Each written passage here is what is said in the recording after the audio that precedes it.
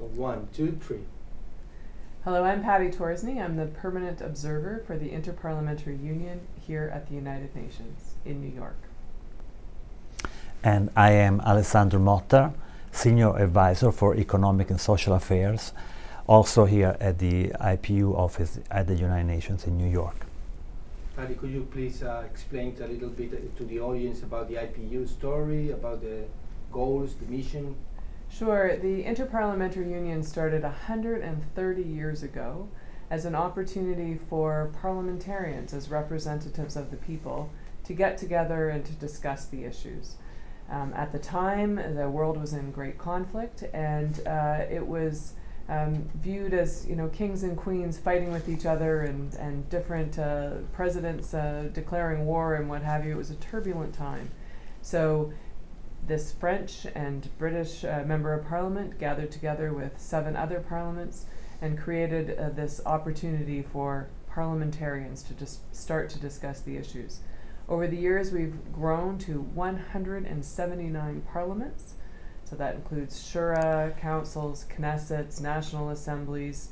They're called different things in different countries, but it's that national level legislative body. And 12 observer organizations. And we get together in 2 big assemblies and an annual parliamentary hearing here and some other meetings around the world. Excellent. Alessandro, what about the chapter of the IPU here in New York City? Okay, it's a complicated chapter, but I'll try to make it really short and easy for your listeners and your TV audience. Essentially, when you think of international relations, and of the United Nations, most people in the world think of their governments, meaning the executive branch of government, the Prime Minister and the Minister of Foreign Affairs and other ministers that actually speak for your country, in this case Argentina, at the United Nations. And there is an ambassador sitting here also on a daily basis representing Argentina at the United Nations and participating in negotiations and resolutions, in discussions, and so forth. The IPU has come to believe that that's not enough when it comes to representing the whole people of Argentina in international debates. Globally, we find that there has been and continues to be a democracy gap in terms of what the people really want worldwide and again possibly in Argentina as well, and what their governments actually say on their behalf here at the United Nations, in the General Assembly, in the Security Council, other bodies. So over about 20 years ago, we began this effort at the IPU to create a relationship with the UN whereby we would bring parliamentarians directly into not so much the negotiating process per se, because that is still run by the government, but at least make them aware of what is being negotiated so that the parliamentarians can then influence their own government's position in those negotiations. At the same time, and that's what we call the national dimension of this relationship. Then there's also a global dimension where, as you know, the IPU and as Paddy also mentioned, is a convening place for parliamentarians, and so we bring parliamentarians together to discuss global issues. And so out of those discussions we have declarations, resolutions, statements that then we bring to the UN across the street, literally, directly. So Paddy and I, that is exactly our mission, to represent the IPU in UN meetings, advancing positions that we have developed in our assemblies and our debates at the IPU. So the whole point of this is to try to democratize decision-making processes at the UN, make them more attuned to what the people really want, and also create a sense of accountability for what the UN does ultimately at the end of the day, so that there is some sense that it's not just whatever the governments say they want to do, but there's actually a reporting back to the parliament in a sense that what the government has committed to do will actually be implemented. And that's an important thing. So the other part of the function of the office is to let the parliamentarians of the world know what is taking place, what governments in general have agreed to. So they've made a commitment to the Sustainable Development Goals, and that's an opportunity for each country to look at its own situation. How is it doing on gender equality? Where is it on education? How is it protecting clean water? What does it need to do to improve over the next 15 years? And all countries have things they need to do to improve. So what happened? What were the commitments? How do you take that back to Argentina or to each country? What's the role of the parliamentarians in agreeing to the National Action Plan or getting parliamentarians or their constituents to discuss it? And then the parliamentarians need to look at each and every piece of legislation, at each policy that's going through committees, that look at the budget that's being negotiated, and making sure that those things are advancing the commitments that, in this case, Argentina said it would commit to over these 15 years. So making the parliamentarians aware of what's happening, that they need to take responsibility, and what their colleagues are discussing internationally. So it's an effective tool for them to be part of the discussion as well. I'm so sorry, for both of you, which do you think is the best or more important contribution of the parliaments to the global challenges agenda compared to the governments? I understand that there are parliamentary systems and presidential ones, but right. Which is you with your experience? Well, I don't think there is a contest between which is better. What is best is whatever is committed to by the government, that it is actually actioned upon in each of the countries. And for me, better decisions, that includes a parliamentary voice in the decision-making process, but also decisions that can be realized in the countries and in the world, are more effective decisions. And so by bringing in the parliamentarians into the process of deciding and then encouraging the parliamentarians to work on implementation, you get that mix that will make for better decisions, more realistic decisions. I can maybe give you an example. I think Paddy mentioned the Sustainable Development Goals. There are the Global Agenda for Poverty and Sustainable Development governments agreed upon in 2015.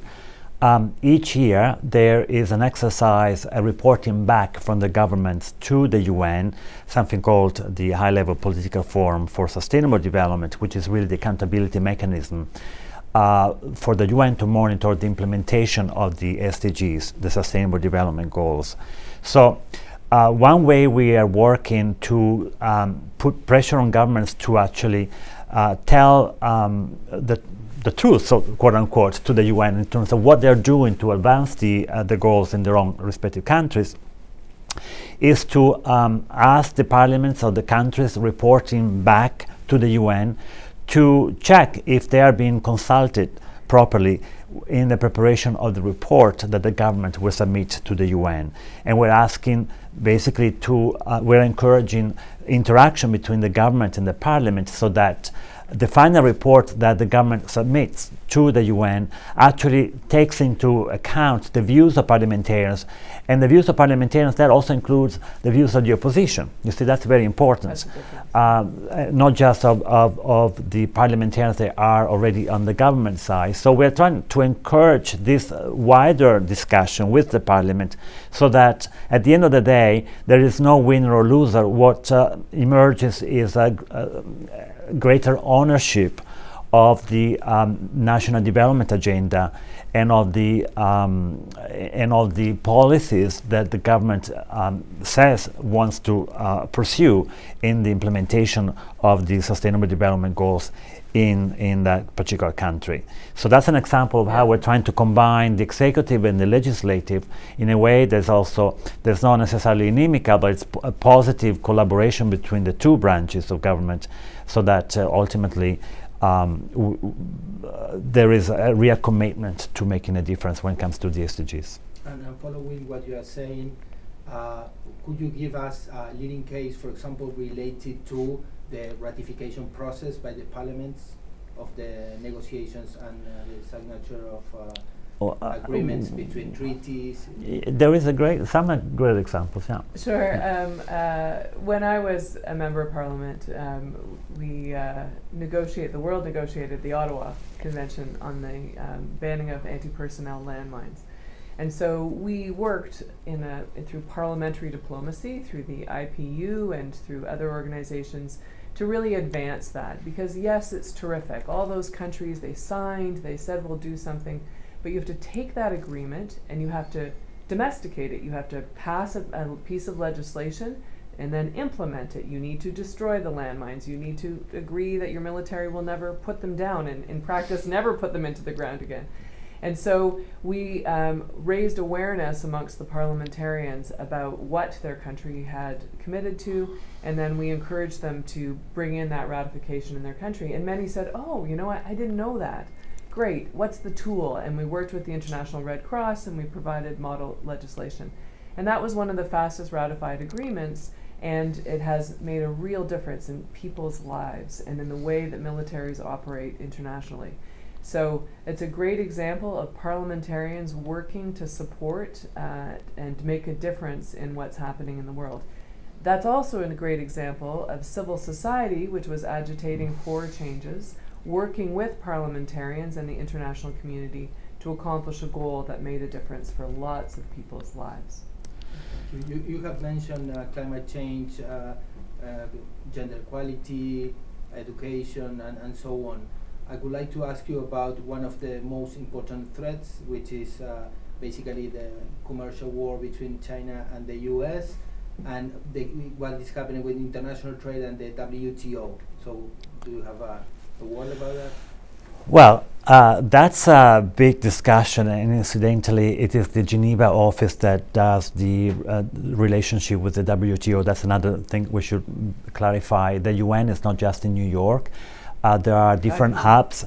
No, the UN is not just in New York, it's also Geneva, Vienna, and then it has hundreds of offices around the world. But Geneva is the seat of the trade organization, the ILO, the labor organization, the health organization. So we have a team in Geneva that also works directly with those organizations. So our focus here is primarily the UN in New York, the General Assembly, the ECOSOC, and so forth.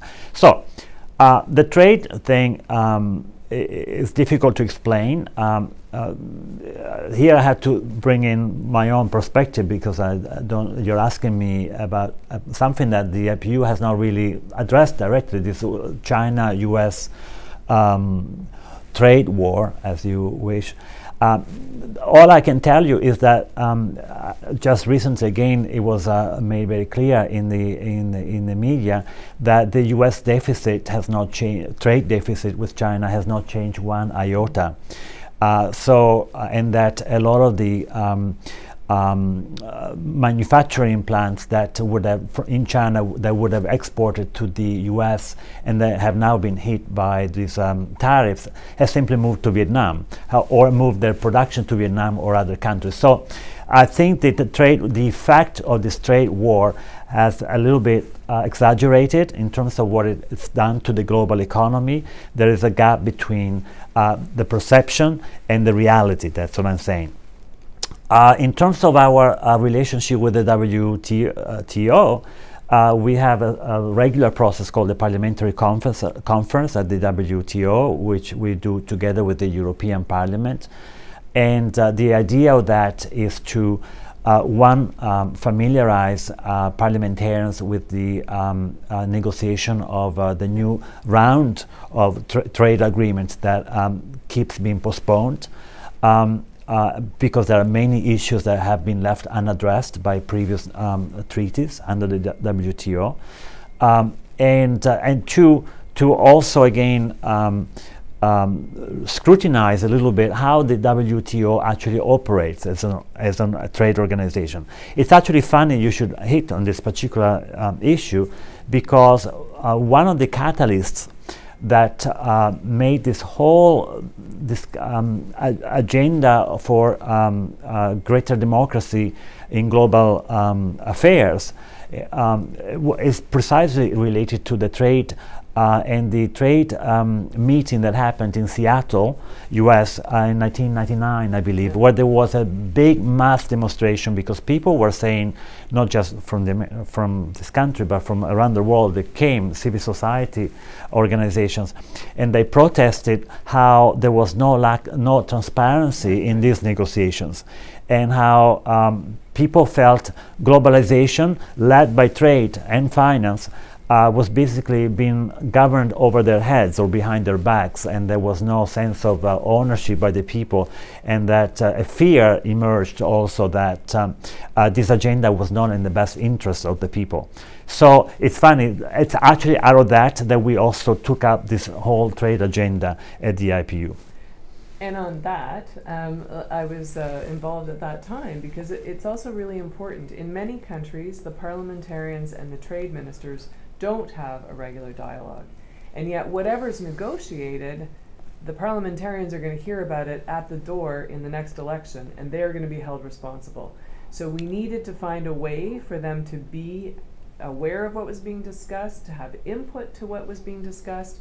And so we have these parliamentary trade meetings where they can discuss the issues amongst themselves, write a resolution or a statement. They can work as part of the delegation to the trade meeting with the foreign affairs or trade ministers, and they can insert the will of the people in that process and hopefully get better agreements that they can be supportive of when they're adopted back in their home country.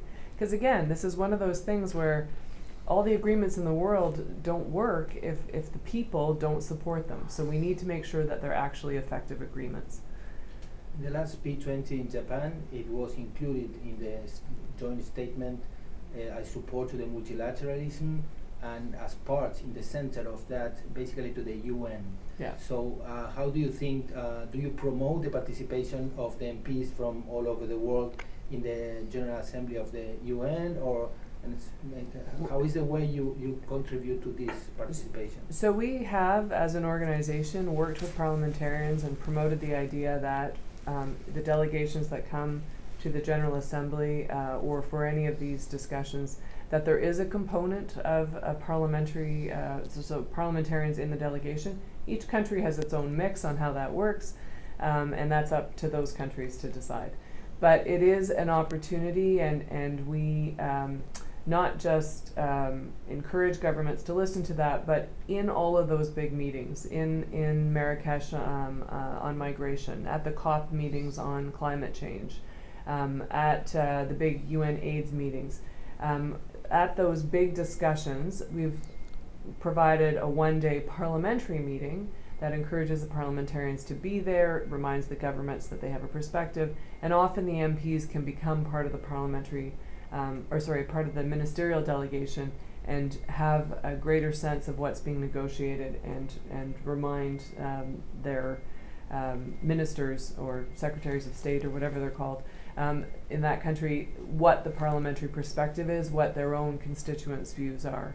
And we found that to be quite effective for many parliaments, both the fact of the meeting and this push to make sure that parliamentarians are included. Again, each country has their own specific makeup. On the institutional level, just to add, what we have done with the United Nations and the General Assembly is to initiate a process of a regular resolution of the General Assembly on interaction between parliaments, the United Nations, parliaments, and the IPU. And this resolution happens every 2 years. The next one will be in 2020, in fact.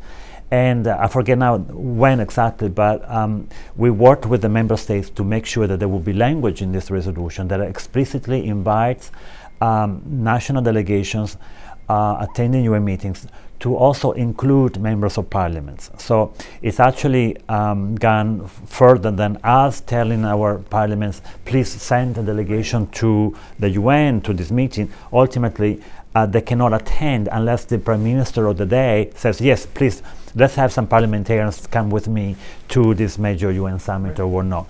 So it's actually now agreed already by the member states at the UN that as a matter of course, parliamentarians should be included in national delegations to all major UN meetings. Now, whether it happens or not, as Paddy said, it depends on each country and the politics in that country. In some cases, the Prime Minister or the President attending, or the Minister attending, does not want to have parliamentarians around, which is a problem, but we respect that. And of course, during elections, it's tough to organize to bring parliamentarians to the UN. Yeah, there are all kinds of logistical reasons as well. So. But we're trying to keep this pressure on to see more and more parliamentarians attend UN meetings. And it's nice to see the UN reinforcing it. The member states have agreed through that resolution to have parliamentarians here. For finishing, 2 facts and your opinion. The level of trust in parliament is below 50% worldwide, except dozen of parliaments in the world, 10 probably. And the second one, the local problems are becoming global each day more and more. So your opinion about that? Look, there's tension all around the world, it seems. There's lots of people marching in the streets in many different countries, and there is a disconnect between parliamentarians or between processes. And we need to help parliamentarians connect with the people. For me, it's always been important to create the space for parliamentarians to hear from differing views, and to create a space for people within any district with differing views to be able to discuss. We've got to stop othering and pointing fingers and calling names. We actually need to start talking. We have very difficult problems in the world. People need to come together and figure out a way to communicate. And it's not every country is having these challenges. And their parliamentarians need to find a way to connect and to listen and to reflect those views and to show leadership as well in helping to guide the discussion and help people come to productive conclusions. So we have tools, we have handbooks, we have processes that allows the parliamentarians to learn more about how to do their job effectively, and when they come together at our meetings, they hear ideas from other parliamentarians on how to communicate. A lot of these trends are happening around the world, and they wave back and forth from one country to the next, and so understanding what's taking place in another country and seeing, oh yeah, I've heard rumblings of that in my own, let me hear what's working, what's not working, and let me understand what you're doing, is a really important part of parliamentary diplomacy that I think is an effective way for the IPU to be used. All I can add is when it comes to trust or lack of in elected representatives and politicians, it's almost certainly due to a very divisive politics that has emerged over the last 10, 20 years particularly. There is nothing intrinsic to the way parliament work and institutions work that cannot be fixed to make sure that citizens feel that they are well governed and that the people in charge actually represent them. I think what has happened is this very divisive political arena almost everywhere you look. And basically we see a tendency of in political parties to see politics as a zero-sum game, where I either win and you lose, but we cannot win together somehow. We cannot compromise. We cannot, or we should not think of the greater good of our community, the common good, as we call it. So, as an organization, the IPU cannot go into individual countries and try to fix this problem. What we can do is what Paddy was saying, that is to bring MPs together to show them that it is possible to find a common ground when it comes to certain issues. And so by creating this environment of dialogue and cooperation at the global level, hopefully parliamentarians will go home thinking, hey, we can also work together here. If we can work with people from countries that we often disagree with, we can probably, why not, should we not be able to work with our own colleagues in our country to find common ground? So that's the one thing that has to happen. If I can also say, I think in many countries, too often people are just waiting till the next election to make changes. I think it's imperative as citizens that we call our members of parliament or send a note or an email or let them know somehow, speak to them in the street, about when they agree with things and when they disagree. It's not enough to just say, see you in 4 years, I never agreed with anything, or I disagree with everything. I used to say, call me when you agree or disagree, I'd rather hear from you. And if you disagree, maybe you needed more information, or maybe I can tell you how I made my decision or why that was effective. Again, we need to have more dialogue and less finger pointing and less waiting and marching and what have you without any connection to the actual people who are making those decisions. And I think the SDGs offer a really great opportunity for parliamentarians to have discussions. How are we going to do better on gender, on education, on health, for everybody? And you, sir or ma'am, in some community have a good idea of what you need and how to achieve that. So how do we create that space for the dialogue? And I think people need to reach out to their members of parliament in a calm and way and just call them, see what they have to say, give them their ideas. Okay, last thing, if you can do an invitation to the Argentinian MPs to participate more in IPU, because we had elections and 50% have been changed in the lower chamber, and so it will be a good message. Listen, Alessandro and I are very blessed that we have a very active Argentinian member of parliament, the chair of our Committee on UN Affairs, Senator Romero. He's doing a terrific job and is there to participate in a very serious way around the agenda of our committee, around the work that he does with other members of parliament on issues related to the United Nations. And I know it's tough to travel to New York or to where our meetings are, but we appreciate that he is able to attend and that he can guide these discussions. The Argentinian delegation to UN meetings, to the IPU meetings rather, the parliamentary, has been very effective. They work hard, and I'm not just saying that, I've seen them in action, and I know that they contribute in all the meetings they come to. They share their ideas, they listen, they are working hard in these meetings, and we need their voice. It's also a great opportunity for newer members of parliament to learn from each other. Everything doesn't have to be invented at home afresh. You can hear ideas about other parliaments, again, what they've done in consultations, what legislation they're using, what to watch for that's happening, not just in terms of international discussions, but hearing how legislation didn't go well or what tweak people would have liked in a piece of legislation to make it better. I think that's a really important function of our getting together. To answer your question, these new members of parliament, we encourage them to work through the IPU Group of Argentina, because in each parliament there is a core group of parliamentarians that attend our meetings, and to make sure that they are connected to this group, because it is through this group that information about our work here at the UN is sent to the parliament. So for this new crop of parliamentarians to be attuned to what we're doing here in New York, the liaison that they need to work with is the IPU Group of Argentina. And I don't know now who the president of the group is, might be also the speaker. And secondly, Paddy was saying there's the attendance in meetings, and we're not, but there is also generally, I think I'll leave it at that actually. Well, I was going to say we also have a bunch of handbooks, and we have information to help them do their job. So understanding migration, the rule of law, refugees, how to work on youth issues. We have a whole series of handbooks that can make them more effective in their jobs. And again, this self-assessment toolkit, which we hope the Parliament will do again or have a discussion around how to make sure that they are able to implement and support the implementation of the SDGs.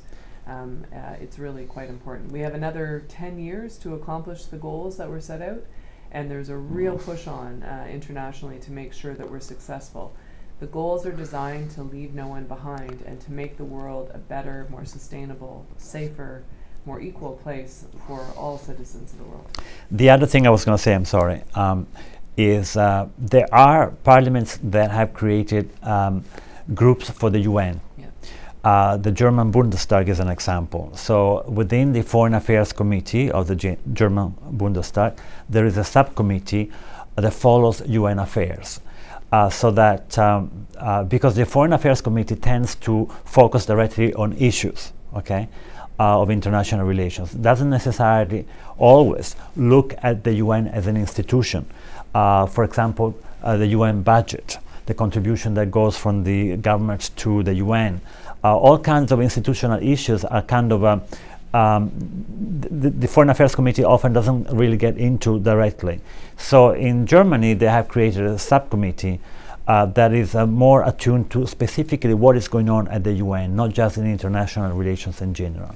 So that's a possibility for those parliamentarians that are interested in Argentina, new or old, to consider creating that group. It could be a formal subcommittee, or it could be a caucus, or something, or a task force, whatever you want to call it, that would be particularly attuned to UN affairs. That is something that we encourage everywhere in the world, so there is a better link between us and the parliaments. Thank you very much to both of you. Excellent. Thank you. And thanks to Argentina. Thank you.